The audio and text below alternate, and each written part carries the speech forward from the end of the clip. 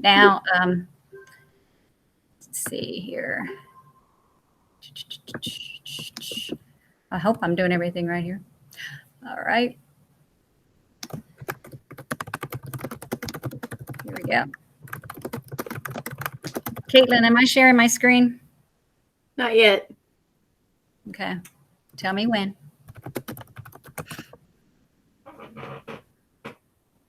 Thank you, by the way.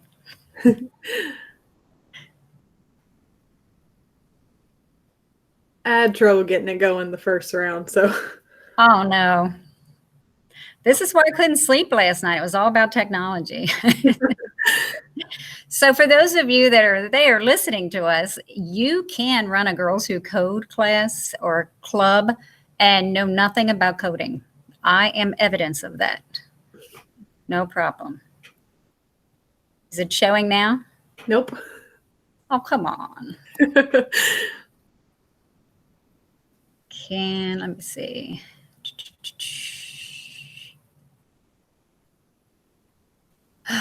Go back to me.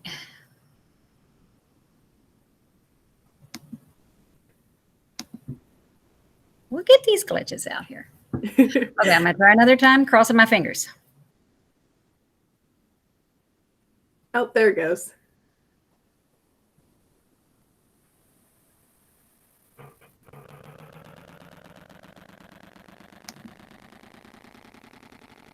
Now is it on? Yes, ma'am. Yes. That made my day. All right, so once again, hold on.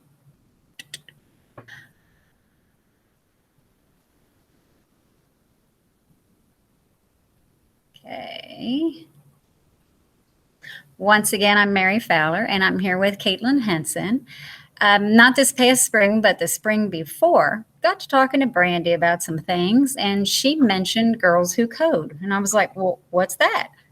And she started to talk about how she used it with her middle school girls and high school girls, and how she was using some information from the Girls Who Code website about women in STEM careers and how that was kind of important.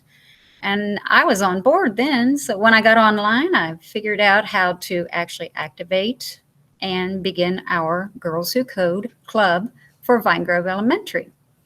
So some background information you may not know, and I don't know if you've heard of Girls Who Code before.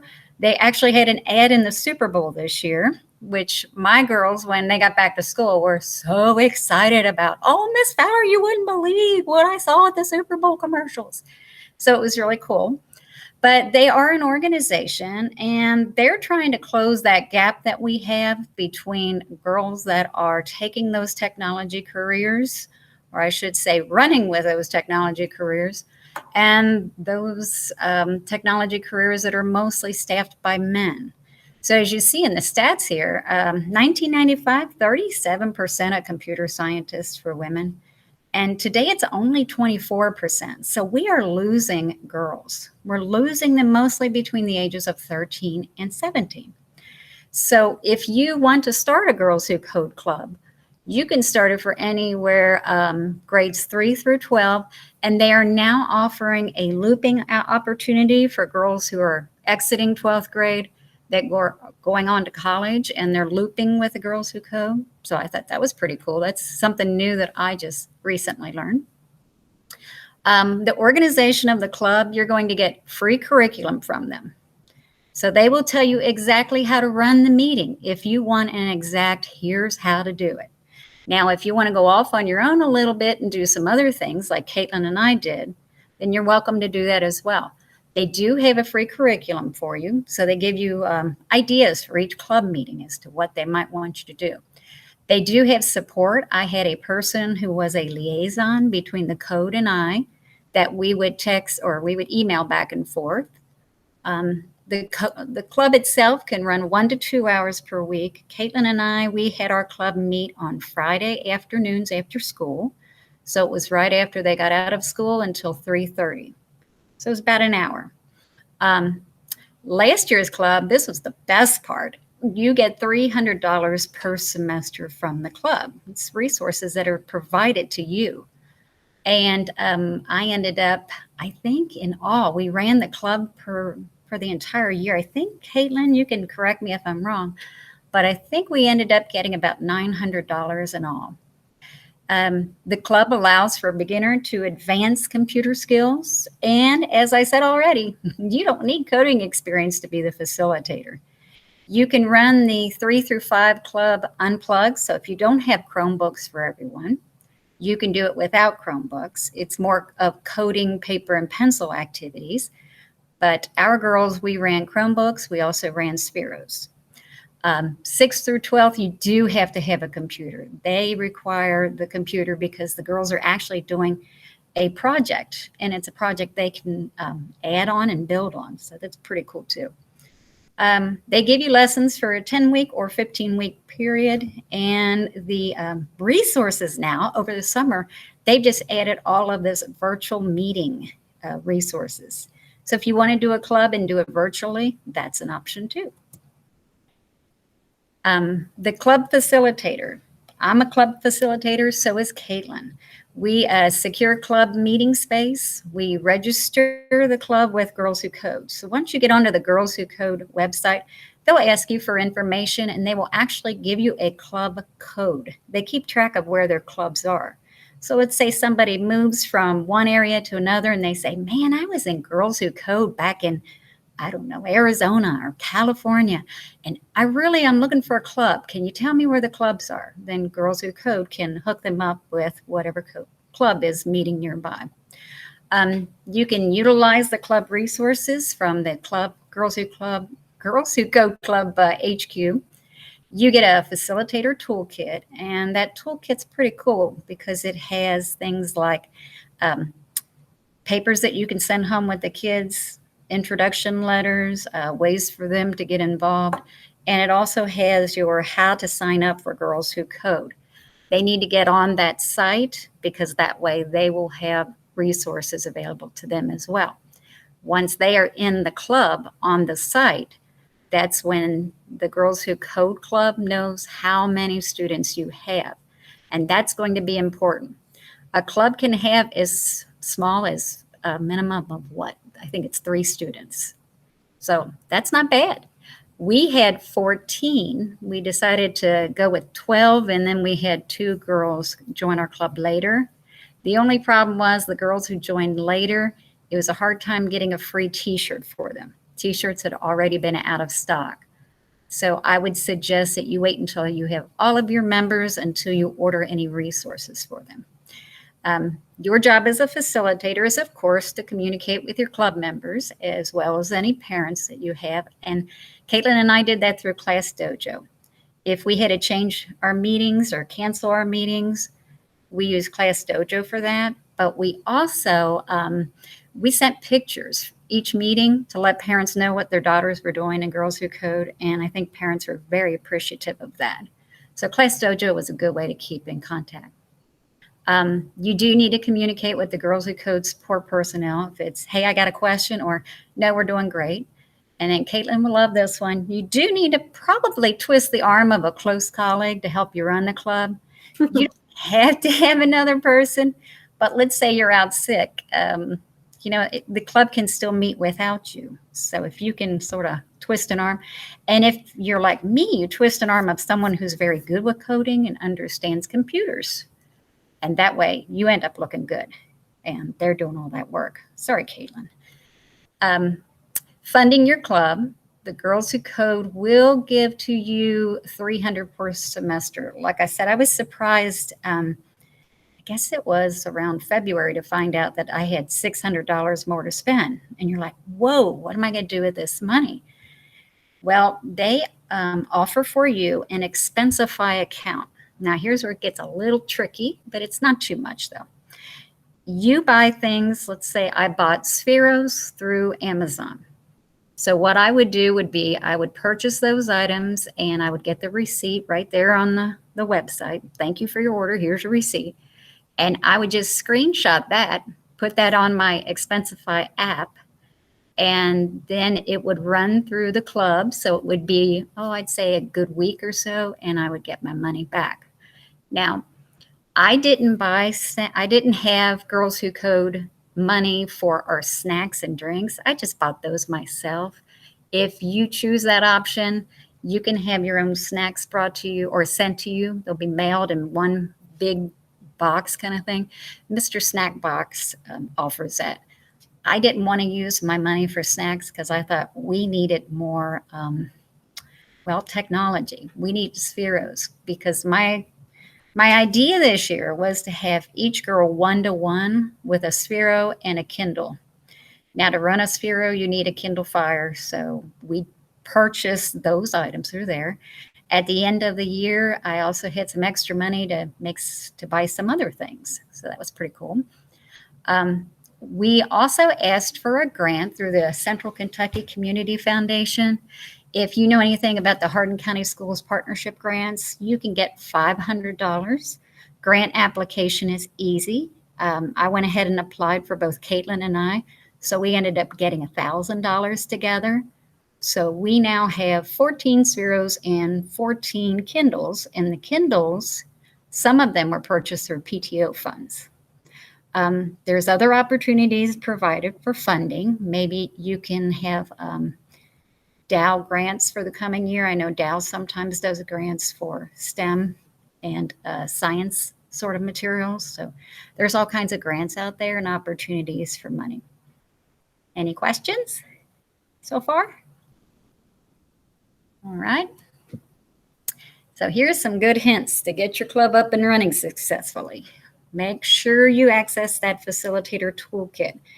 So you want the girls to also access their club membership. As I said before, they need to sign in. It will list them down as members of your club. And that way, once the club is up and running, they will be able to send you the funding, and they will also send you a link to get t-shirts for the girls. Make sure also to get the girls on Scratch. We didn't do that right away. So by the time we got on Scratch, it was like, hey, girls, we should get on Scratch today. And then all of a sudden kind of hit a wall because they needed some parent emails on that. So we had to have some parent permission. So just sort of a heads up for you. Get them on Scratch right away. And if you can do that on your first club meeting, send home information about that and get them up and running. That's pretty good. You do want to have Chromebooks ready and plugged in, ready to go. Battery is gone because the girls love doing Scratch activities online. The Spheros, as I know right now, do not run on our Chromebooks. I may be wrong about that, but I'm pretty sure that they don't. So our Kindles had to be up and going, and our Spheros had to be all ready to go. Once again, don't order your club t-shirts until you have all of your members because it is extremely challenging. I ordered t-shirts, I think, last April, and I'm still waiting for them to come. So that is one issue with that. It's just a back order of stock. Our club met by following this club schedule. Usually we began with a snack and a drink, and we sat around and sort of talked about our week and got all giggly in that. We would have a book discussion or women of technology and science. Some of those discussions, we talked about Ada Lovelace.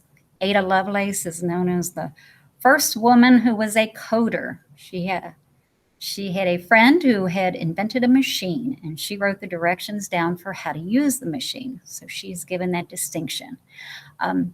We were sad this past year to lose Katherine Johnson. Those of you who like the movie Hidden Figures, Katherine is the girl on the chalkboard. Katherine's the one who does all of the math. So we talked about Katherine Johnson. And after we had discussions from things that we learned in the book, Girls Who Code, then we also did some sisterhood activities, and we'll be talking about those in a few minutes.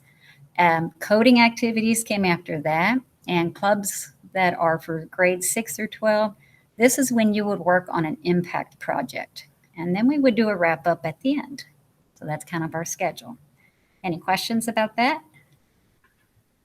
Okay. Okay, sisterhood. Sisterhood, I think, was our favorite time for the club.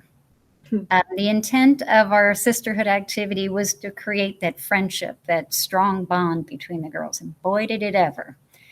It started off with using sisterhood activities that were suggested by Girls Who Code. And then it went into asking the girls who wants to do the sisterhood activity for next week. And they would raise their hand and they'd volunteer. And then the next week they'd come in and they'd be like, okay, I'm ready to go. And they would have some really cool sisterhood activities. Everyone participated. Everyone loved it. Some of the ones that the girls thought of were, there was one that they stood up in the front of the room and they had to say 3 things about themselves. And one was a lie. And they were such sweethearts that they just couldn't tell the lie without laughing and giggling. So we could always figure out which one was the lie. But there were many things like just playing a game of Little Sally Walker, if you've ever done that before. So let's talk about some of the suggested sisterhood activities. You can start off at the beginning of your club, at the beginning of the year, with name games, so everybody can learn each other's names. And for some strange reason, the What's My Name game really stuck with the girls, because as we introduced new girls to our group, they had to remember those names that they had made that first meeting that we had had. So you say an adjective that describes you, and then your first name, and your adjective has to begin with the same letter as your first name. So like Brilliant Brianna or Marvelous Mary. So when you go around the circle, though, you got to remember everyone's before you. So that was pretty fun. And the person that was last had to remember them all. And that was always fun to listen to as well. Reverse, they had to say their name backwards. We had to figure out what they were saying. If they already knew each other's first name, as we did, we went with the middle name. So what's my middle name? I'm going to say it in reverse. That was kind of fun. Focus activities could be something that you might want to try later on with the club. The magic wand, if you had the magic wand, what would you change in the world? Fizz Buzz reminds me of a math game I play with kids. You say fizz for numbers that might be multiples of 2 and buzz for numbers that are multiples of 5. And you can change that up to be anything. Mind Meld was my absolute favorite one because we could never get to 40. We made it to maybe 12 or 13 before we messed up. We worked together to count to 40 with all eyes closed. So they would put their heads down on the desk and one person would start counting. And then they had to count to 40. But if somebody else said the same number, you had to go back to the beginning. So we ended up laughing hilariously and never getting all the way to 40.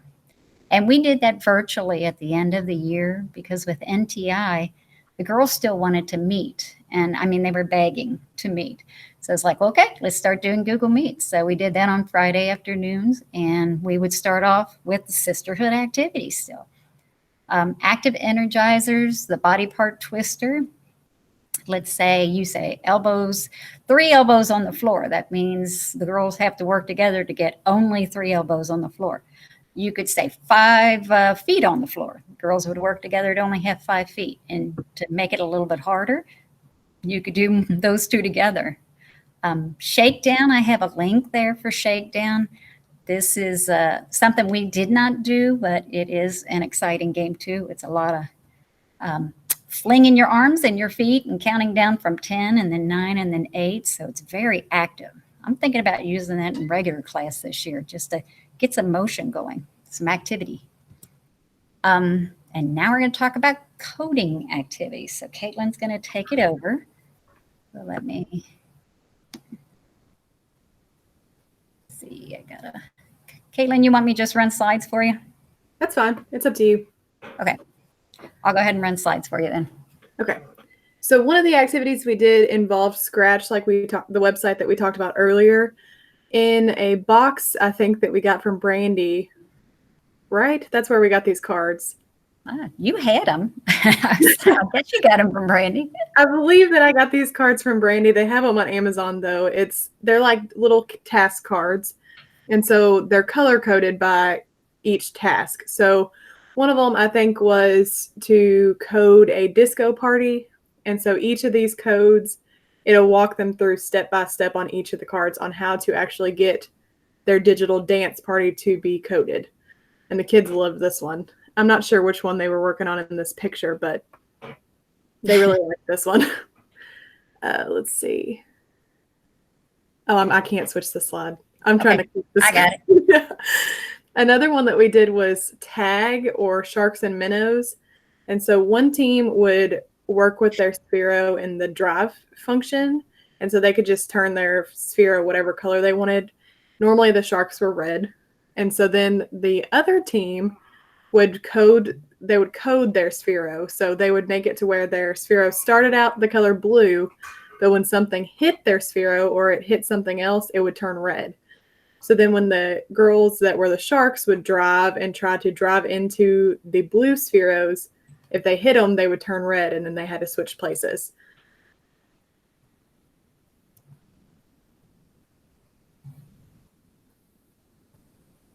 This one was when we were trying to recreate the spaceship or the space shuttle. I think this was one of the activities that we got out of an actual Sphero book that also came from Brandy. I'm not sure what that book is called.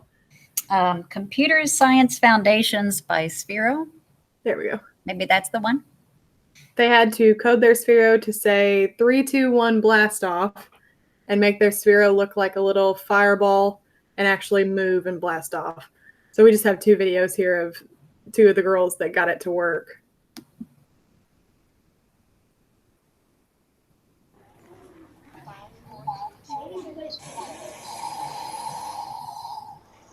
Ooh, there we go. And here's the other one. 5, 4, 3, 2, 1, 0. Did you check your volume? Blast off. You can hear my amazement in the videos. It was amazing. Stand it back to these. Okay. Do you want to talk a little bit more about some of the coding things we did? Yeah, sure. Which ones do you want me to talk about specifically? Oh, The light show was a cool one. say that again. The light show. Oh yeah, that one was. That turned out really well. I can't remember what their specific task was, but I remember them creating light shows on their own and presenting them. That one was cool. It's from the Sphero curriculum, and what it started out with was sort of having the girls build on things. So the light show was to create a light show, and then at the end they each presented that. So that was pretty cool. I'm trying to find it in Brandy's book. But anytime you're looking for Sphero activities, I think Pinterest, don't they, Kaitlyn, have a lot of Sphero activities that you can pull from? So you don't have to. I'm sorry, go ahead. Oh, no, you go ahead. I don't think you have to have this actual curriculum book to follow. I think you could find all kinds of activities. Let's see, I'm just going through it. We tried the art bot. Remember, we tried to get them to draw with the Spheros.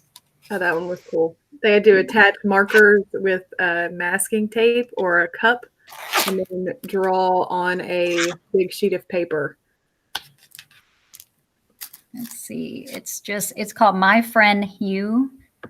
And it's using the computer program to express their creativity and just by making a light show. So. Allison asked if the girls got frustrated when their codes didn't work. Well, that was the cool thing, I thought, and maybe you can answer this too, Kaitlyn, but whenever somebody got frustrated, they would always perhaps get another girl to help them. They would ask me for help, Kaitlyn for help, or they would ask each other for help. So it wasn't a total, I'm not going to do this because this is, I can't get this to work. I give up. I didn't see too much of that at all, maybe in the beginning, but toward the end, they were just going around and helping each other. And then we were so lucky that Brandy gave us Dakota, who was an intern for us, and she would come every Friday and help the girls out. So if I didn't know the answer, or Kaitlyn didn't know the answer, then Dakota was there to answer. And I think the girls started going to Dakota first. You can correct me if I'm wrong, but I think they knew not to go to me. But I would be there to go, wow, that's so cool. Try that again. So I don't think they got too frustrated, but they did learn to ask each other for help. And I think that's where Sisterhood Activities came in. They learned to trust each other because a lot of the Sisterhood Activities were about that trust factor. I hope that answers. She also asked, without knowing how to code, how can I help the girls fix their codes? Oh, that is a good question. um, well, it's a matter of thinking about it. With Spheros, it's not that challenging. It really isn't. And there's lots of places that you can go for help. I mean, YouTube's a plethora of resources. When we were on Scratch, I thought Scratch was going to be really hard. And then once I got into it, it got to be easier. And some of the girls are at a higher skill level than others. There were a few that came to Girls Who Code Club already owning Spheros and having that opportunity in the past. If you have a STEM class at your school, they might be exposed to those sorts of things. But yeah, if you couldn't do it or help them, then you would say, well, we can try to look it up and figure out an answer, because that's what you would do in real life anyway. And that's what coders do. They ask for help from each other. I hope that answers. I would just not be afraid to click. Like when they were. Oh, that's a big one. Yeah. Because I'm afraid to click. And Kaitlyn, you're not. Because I would just pose questions so that it seemed like I was just guiding them where they were supposed to be, but really I was asking them how to do it. And it worked out. They usually figured it out themselves. Yeah. I'm glad they didn't get on to us or figure out what we were up to. Any other questions yet? Nope. Okay. Another thing is Hour of Code, if you wanted to use that with your students. That's pretty self-explanatory too. Mm-hmm. But with Hour of Code, it's kind of like them working on their own, whereas Girls Who Code, we always put them with a partner. Toward the end, they were running independently. We would give them a choice. Who wants to work by yourself? Who needs a partner? And that worked out really well. So maybe that will help to answer some of those questions. If they didn't feel too confident with the activity that we were working on, then they could get a partner to help them out with that. But Kaitlyn, don't you think toward the end they were mostly independent? Oh yeah. Once we started letting them create their own activity, they were all for working by themselves. Yeah. So that worked out really well. They had those choices. But then again, we took baby steps getting to there. Where with the scratch cards, it pretty much tells them step by step how to do things. So then when we got to the end of the year and they were making their own scratch presentations, it wasn't like it was a hard thing for them. It was very beneficial for when we switched to Google Meets instead of actually being able to meet in person. Oh, definitely. Okay. You ready to go to the next slide? Yep. All right. This is kind of what we were talking about when we were doing our Google Meets or when we had the light show. The girls would kind of work on their own and create their project, and then they would get to present it at the very end.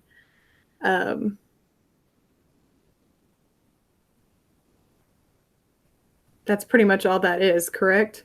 Yeah. Okay. I just want to make sure I wasn't missing something.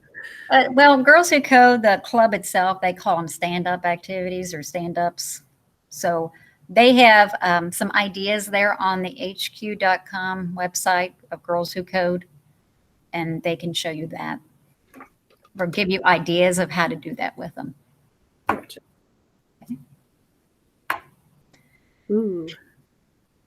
So Brandy is the best resource for all things technology, but she really helped us out with the Girls Who Code.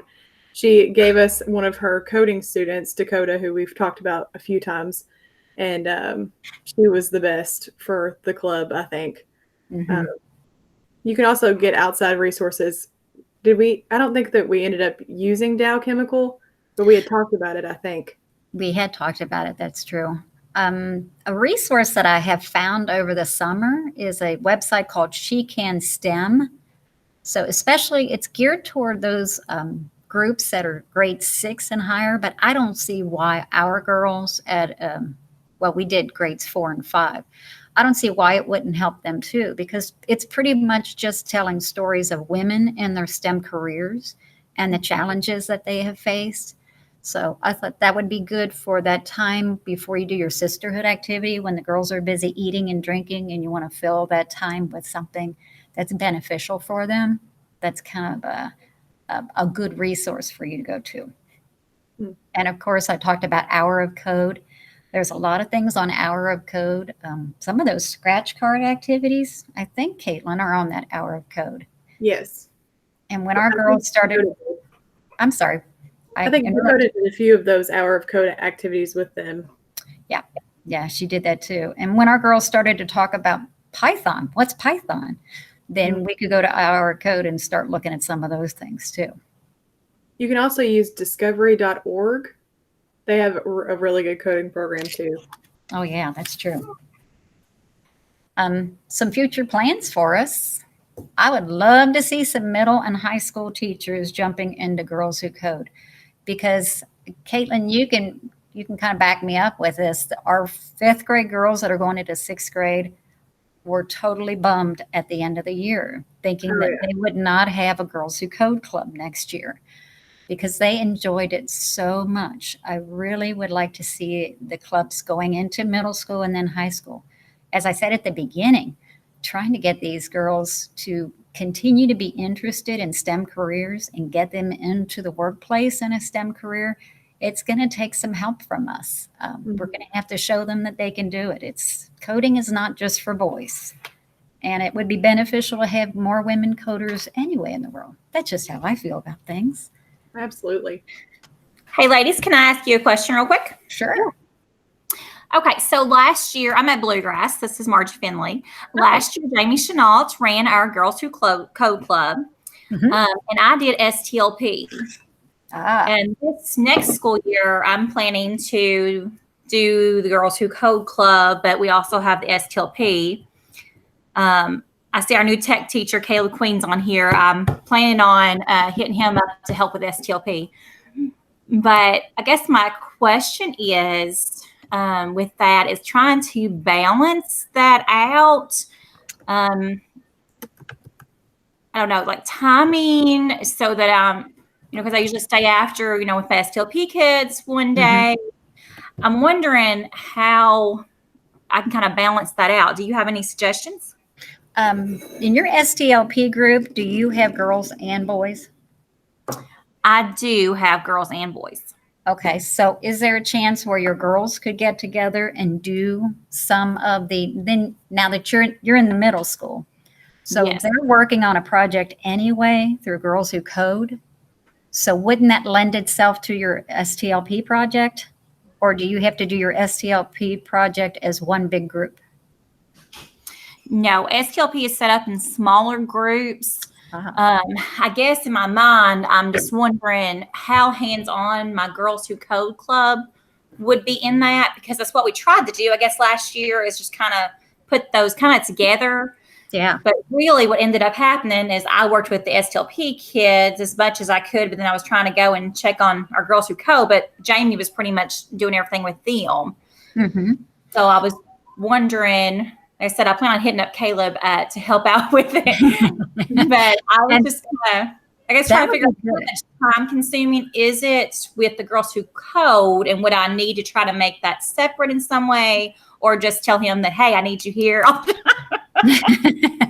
Well, let me ask you this question. Do you need the monetary resources from Girls Who Code?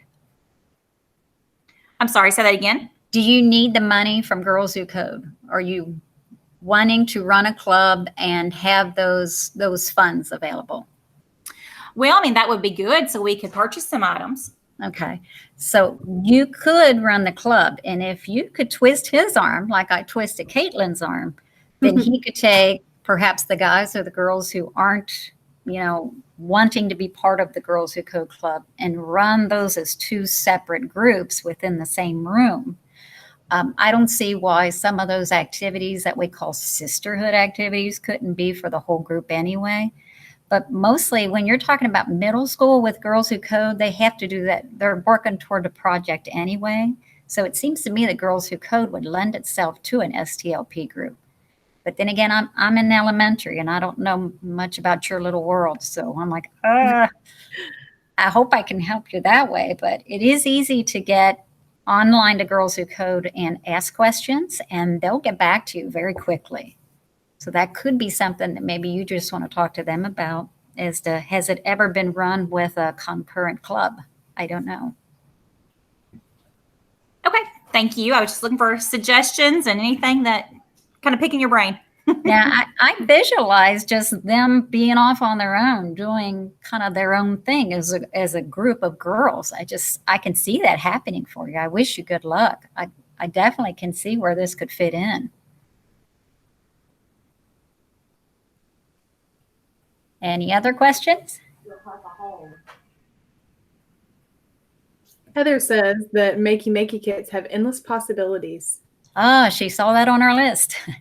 Heather, that's something that brand new that we just bought at the end of the year with our club funds. So, I mean, if you're looking at ways to increase your amount of materials, Girls Who Code Club is a great way to do that for your school.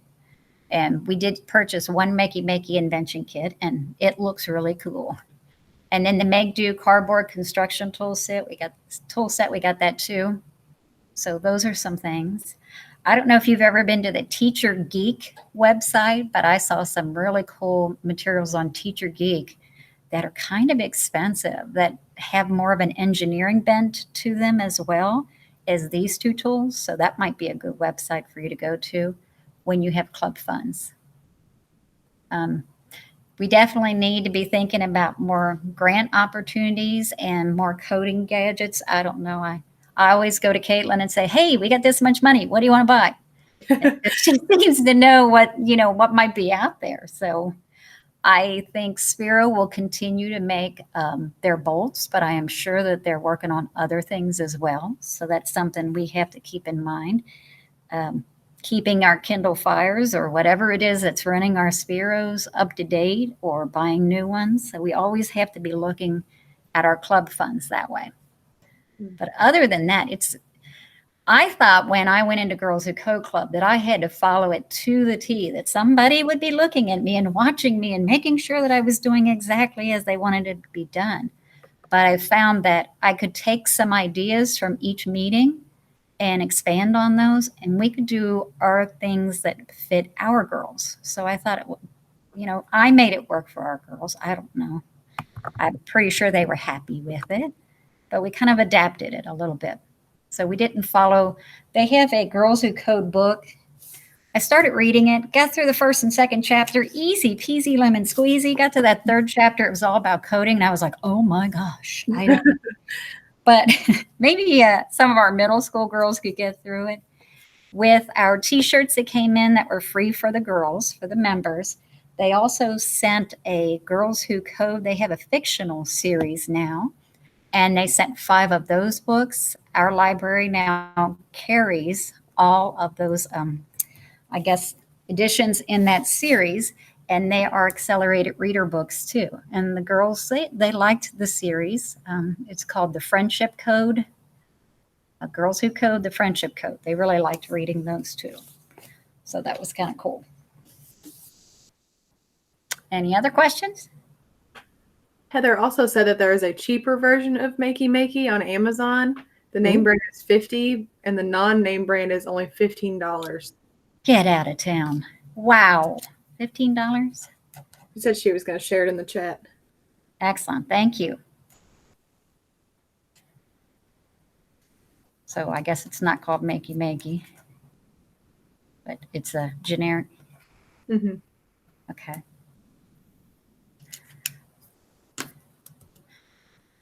All right, some pictures of our girls.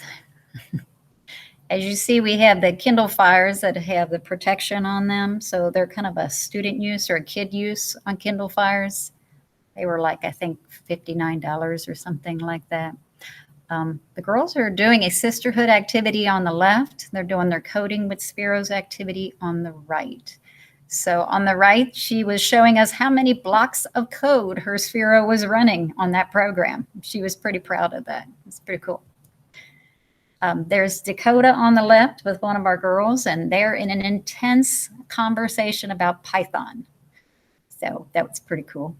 On the right, we took some STEM and Sphero and combined it together, where the girls were trying to make a Mars rover go up a hill. So I had placed in the room a slanted piece of board, and they had to construct, using the STEM materials that they had chosen, some sort of carriage to carry a ball with their Sphero and bring it up the hill. So that got frustrating for them a little bit, but after trying and trying and trying, some of them really got it to work. A sisterhood activity. So you had to try to link your arms together in the hula hoop and stand up working together. So as I said before, the sisterhood activities are a great way for these girls to bond and learn to trust and rely on each other. So Kaitlyn, you probably relied on Adela a lot, didn't you? Oh yeah, that one was difficult. It looks like it. I bet you couldn't do that now, though. No, really. Kaitlyn's got a baby coming. I hope she doesn't do it now. So just some thoughts from us. I hope you all think and consider running a Girls Who Code club. I think it's definitely something that was beneficial to all of our girls. I had one girl that said she wants to work for NASA now. And I'm like, dang, if she works for NASA, I can go visit her. So I'm thinking this is a win-win for me. Definitely run a Girls Who Code club. Another one wants to be a computer scientist. So they were so excited about things that we had shown them, and they were willing to just try anything. And that was the best part about this group of girls. It was easy to choose the fifth graders because Kaitlyn and I had worked with them the year before. The fourth graders we chose for the group, I had sent out a Google form questionnaire to all fourth grade students and kind of figured out who was maybe interested in coding activities or coding language. So that was easier to find. And that's our coding club there. Is there any further questions?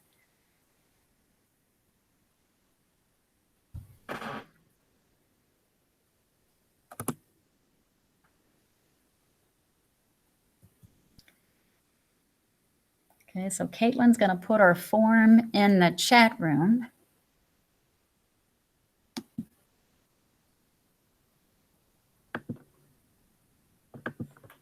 This is where I